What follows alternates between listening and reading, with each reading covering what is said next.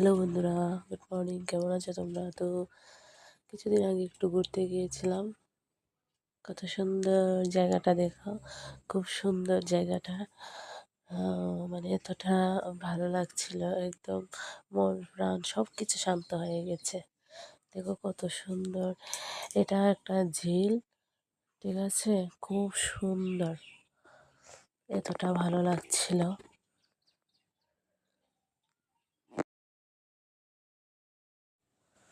তো দেখতে থাকো, ভিউটা খুব সুন্দর।